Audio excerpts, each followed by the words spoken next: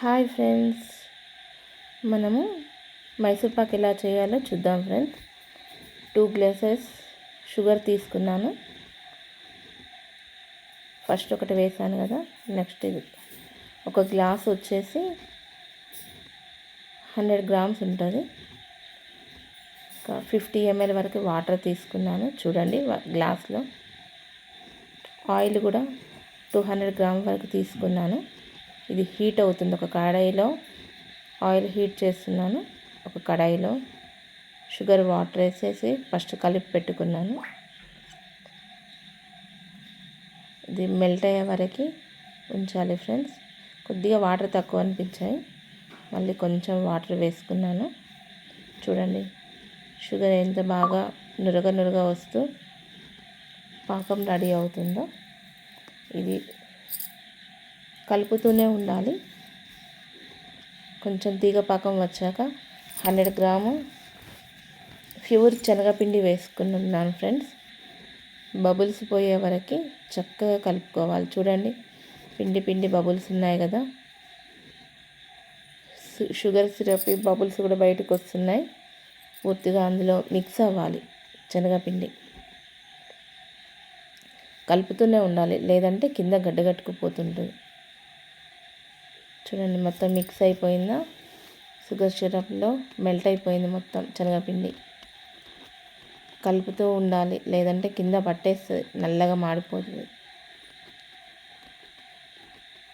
కొంచెం మైసూర్పాకు చేయడం కష్టమే. పాకం సరిగ్గా రాకపోయినా కూడా విరిగిపోతుంది మైసూర్పాకు. చూడండి ఫ్రెండ్స్ ఎంత బాగా బబుల్స్ వస్తున్నాయి. ఉడికిపోయింది. ఫస్ట్ ఒక గంట తీసుకొని అందులో ఆయిల్ వేసుకోవాలి. ఇలాంటి కలర్స్ వాడలేదు ఫ్రెండ్స్, నేను డైరెక్ట్ చేసేస్తున్నాను. కలర్స్ అనేవి హెల్త్కి మంచివి కాదు. చూడండి కలర్ చేంజ్ అయింది కదా, ఒక్క గరిట నూనెకే కలర్ చేంజ్ అయిపోయింది.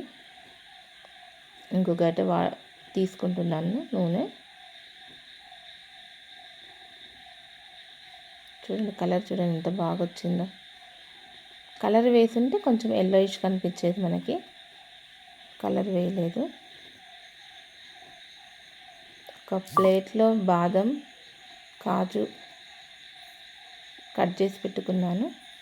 ఇది వచ్చింది. ఆయిల్ రాసుకున్న ప్లేట్కి అప్లై చేసేస్తున్నాను. చాలా హీట్ ఉంటుంది, జాగ్రత్తగా వేసుకోవాలి. ఇదంతా స్మూత్గా ప్లేట్ అంతా వచ్చేలాగా వేసేసుకోవాలి.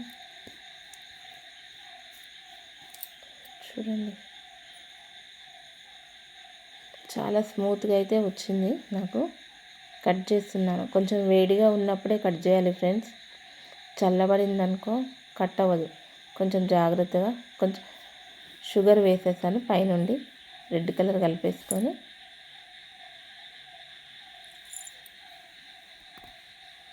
చూడండి ఫ్రెండ్స్ ఒక పీస్ తీసాను అందులో.